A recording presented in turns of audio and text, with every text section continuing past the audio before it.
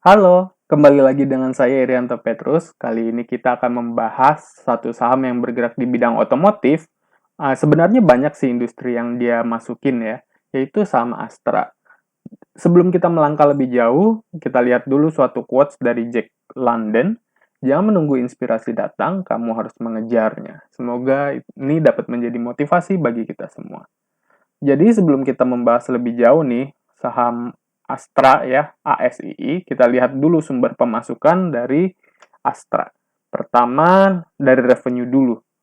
Jadi pendapatannya itu 40% atau porsi terbesarnya itu berasal dari otomotif. Kemudian 34% dari alat berat, tambang konstruksi dan energi. Urutan ketiganya ini adalah jasa keuangan dan urutan keempatnya di agribisnis. Sedangkan sisanya itu lebih kecil porsinya dari 10%. Jadi kalau kita lihat di sini sumbernya dari otomotif, kemudian dari alat berat tambang, dan jasa keuangan, sebenarnya sumber pemasukan dari Astra ini benar-benar sangat bergantung dengan makroekonomi yang sifatnya siklikal gitu ya. Karena biar bagaimanapun seperti kondisi sekarang yang pandemi seperti sekarang ini, otomotif juga pasti lesu ya. Nah, yang menarik berikutnya adalah ketika revenue ini berubah menjadi net profit setelah dikurangi berbagai cost ya, berbagai biaya-biaya, kita dapat lihat bahwa porsinya mengalami perubahan nih dari 11% jasa keuangan, ternyata net profit ini dari net profit jasa keuangan memberikan kontribusi 20%. Sedangkan untuk otomotif justru turun dari 40% menjadi di sini 30%. Sedangkan untuk alat tambang juga naik, tapi naiknya tidak terlalu signifikan ya, tidak sesignifikan mungkin jasa keuangan di sini. Jadi itu sedikit pembahasannya. Sebenarnya lumayan juga sih ya untuk alat tambang juga ya di sini dan jasa keuangan yang sangat terlihat jelas memang kontribusi dari revenue ke net profit dari otomotif yang menurun ya. Oke, itu sekilas tentang income-nya.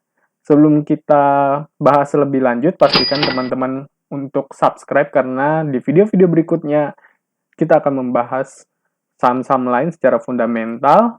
Um, Siapa tahu masuk dalam watchlist teman-teman. Oke, pertama kita masuk ke growth analisisnya dahulu. Kita mulai dari total asetnya. Dari total asetnya terlihat trennya meningkat, terutama di tahun 2020 ke 2021 juga mengalami peningkatan dan nilai ini juga lebih tinggi daripada 2019. Peningkatan aset ini ditopang oleh ekuitas yang meningkat juga, sedangkan utangnya cenderung menurun ya, terutama di 3 year on year terakhir ini ya. Jadi kalau dapat disimpulkan bahwa ini total aset banyak ditopang oleh peningkatan ekuitas, di mana hal ini cukup membuat saya nyaman sehingga saya memberikan lampu hijau di sini. Dan berikut ini summary-nya. Lanjut, kemudian kalau melihat total debt, ternyata total debt-nya ini menurun. Penurunan dari long term debt justru lebih besar di sini dan ini cukup membuat nyaman karena long term debt ini kan akan memberikan beban bunga bagi perusahaan ya yang akan menggerus keuntungannya pada akhirnya. Jadi long term debt yang menurun cukup membuat saya nyaman dan saya akan memberikan lampu hijau untuk performa ini. Berikut ini summary-nya. Lanjut, kemudian dari debt to equity ratio, di mana ini adalah perbandingan antara utang terhadap ekuitasnya. Saya nyaman kalau nilainya lebih kecil daripada 1 ya, atau mungkin kalau lebih tinggi risknya bisa di bawah 1,5 atau di bawah 2. Dan ini nilainya memang masih di bawah 1 ya, di mulai dari 2015 sampai 2021, jadi ini cukup membuat nyaman. Terlebih debt to equity ratio ini nilainya turun 3 tahun terakhir ini.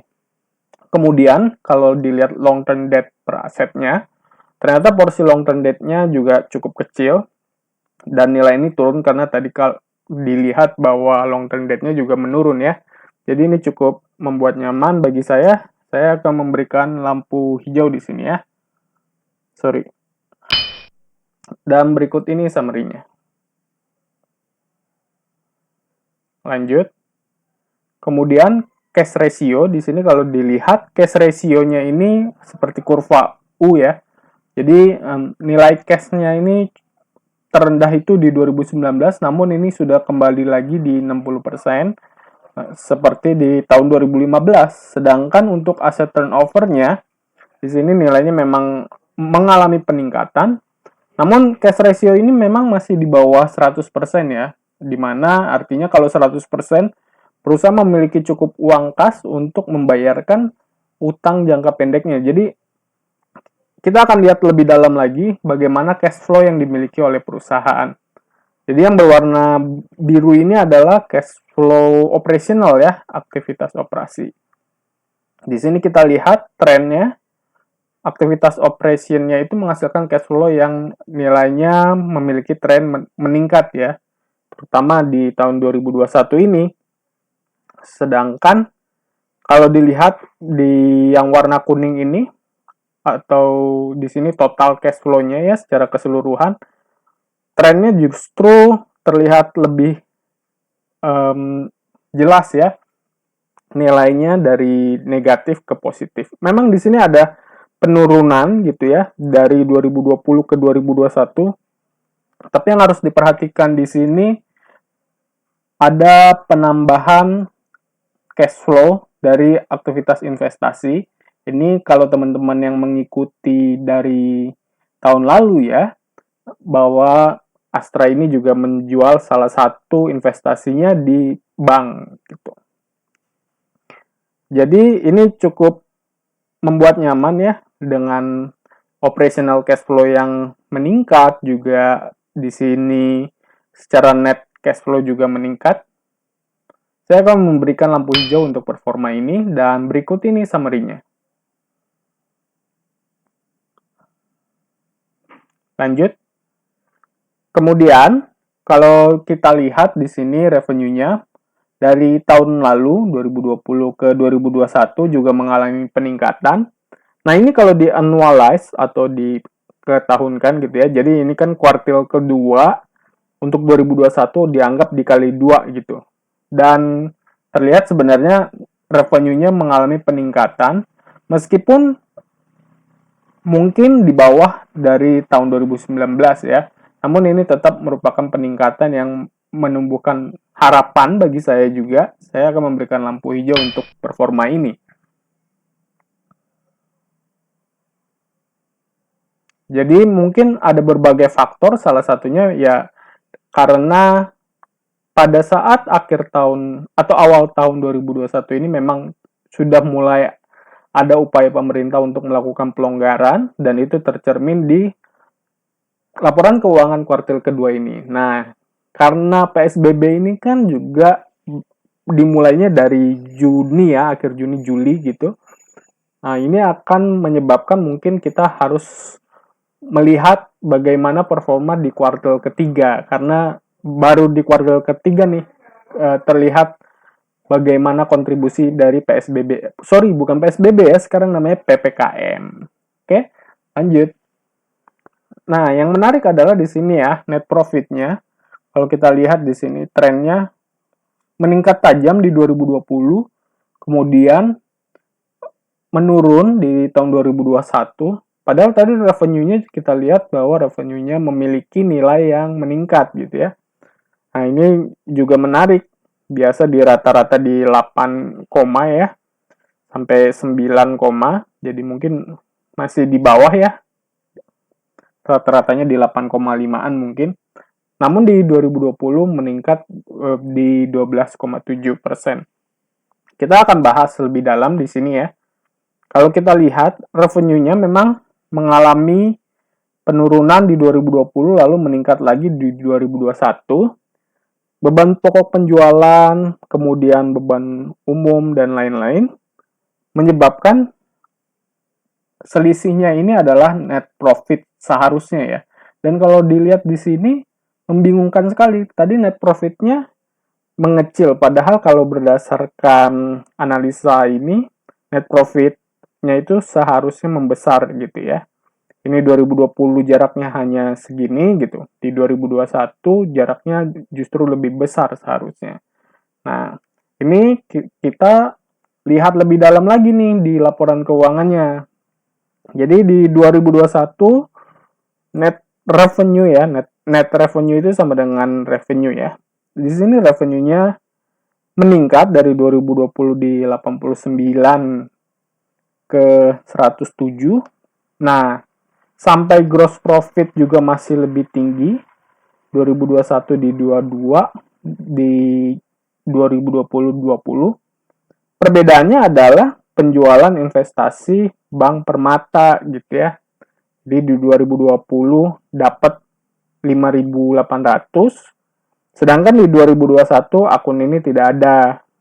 Dan kenapa bisa ada gain? Karena di sini beritanya adalah harga jualnya itu 1,63 book value. Kalau berdasarkan berita tahun lalu ya, ini sudah lama sekali. Buat teman-teman yang mungkin tidak mengikuti Astra dari sebelum-sebelumnya gitu ya, tidak memasukkan dalam watchlist.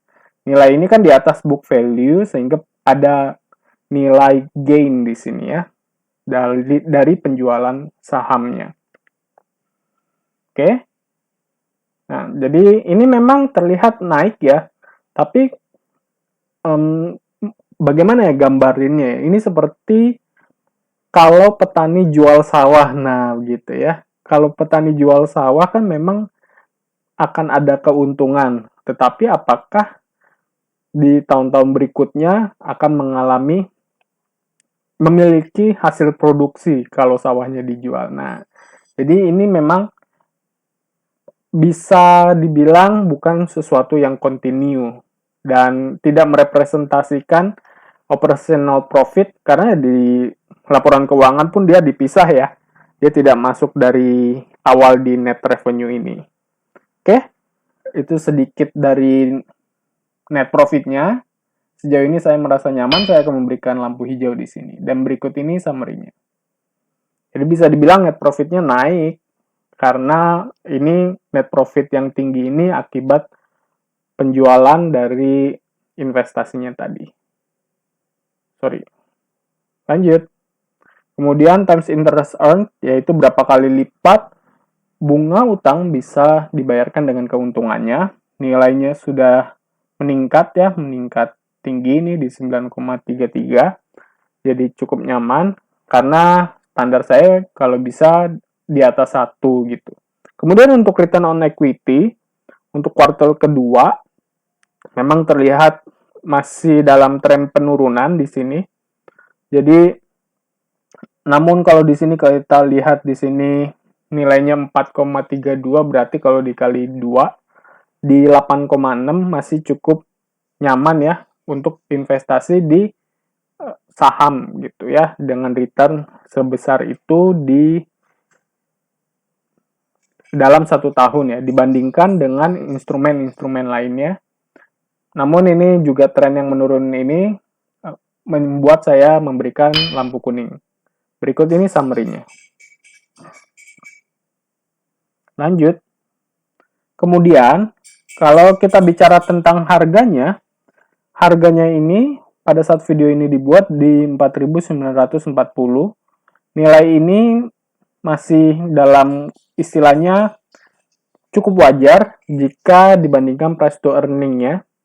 Nilainya di 5 ribuan, namun ini karena perubahannya hanya sekitaran 3%-an dan ini pendekatannya fundamentalis ya, bukan teknikalis, jadi ini mungkin dianggap wajar lah.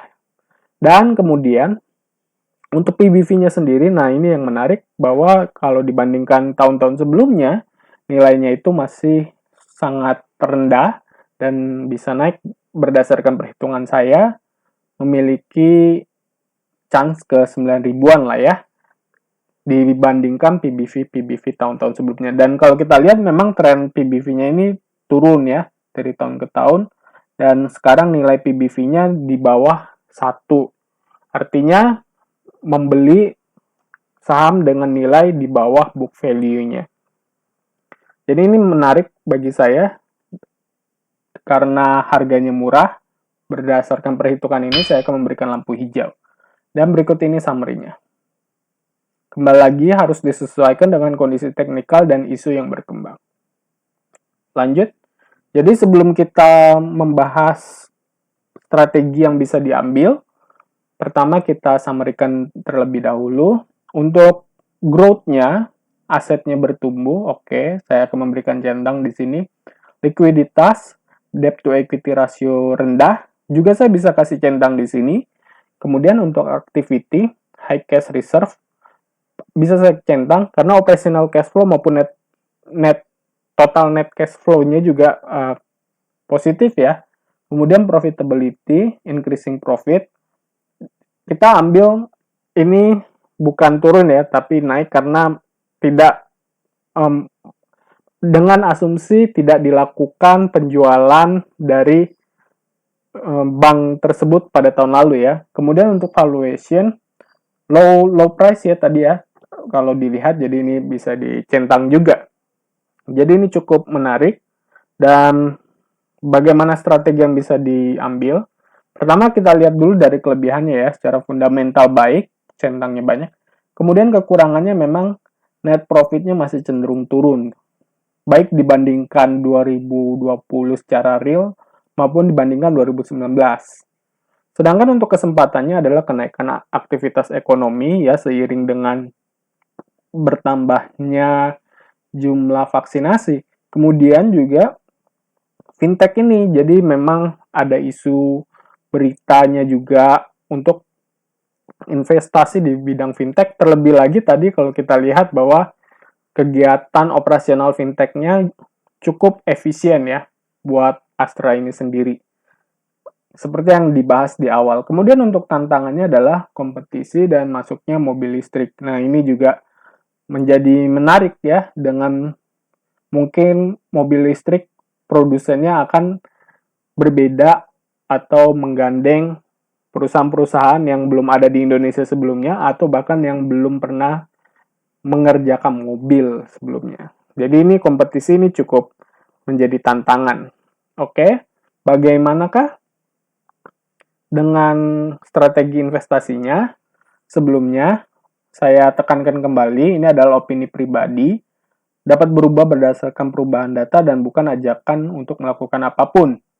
Untuk di skip, tidak ya, karena secara fundamental cukup baik menurut saya. Untuk short term trading, saya juga mungkin pada saat video ini dibuat, kondisinya berbeda ya pada saat teman-teman menonton, tapi pada saat video ini dibuat, trennya sedang menurun dan mungkin ini cukup tidak menarik ya, kurang menarik kalau saya ingin trading, terlebih dengan volume transaksinya yang mungkin di bawah rata-rata. Jadi belum untuk short term trading. Untuk wait for discount, misalnya saya sudah punya, cukup menarik juga kalau ingin menunggu diskon lebih banyak lagi sampai ada sentimen-sentimen berikutnya. Kemudian untuk medium term hold, ini juga lumayan karena untuk laporan keuangan tahun ini juga sudah mulai membaik gitu ya. Untuk return investing ini juga namun kecil ya centangnya, karena memang returnnya cukup menarik dan cukup wajar untuk instrumen saham gitu. Sedangkan untuk capital gain investing mungkin ini adalah centang saya yang paling besar ya, karena berdasarkan sejarah PBV maupun berdasarkan PER, harganya sudah cukup murah berdasarkan perhitungan saya. Jadi ini sedikit pembahasan dari saham Astra, ASII. Kalau teman-teman punya opini berbeda atau punya pertanyaan bisa tulis di kolom komentar. Pastikan teman-teman juga untuk subscribe karena kita akan bahas video-video lain saham-saham lain di video-video berikutnya, dan teman-teman juga bisa lihat saham-saham lain dan saham ini di playlist saya, dan ini masuk ke dalam playlist kuartil kedua dari laporan saham yang ada. Oke, mungkin saya nggak tahu ini suaranya masuk atau enggak, tapi ya sudah ada tukang nasi goreng, kayaknya waktunya saya untuk makan. Oke, sampai jumpa di video berikutnya. Dadah.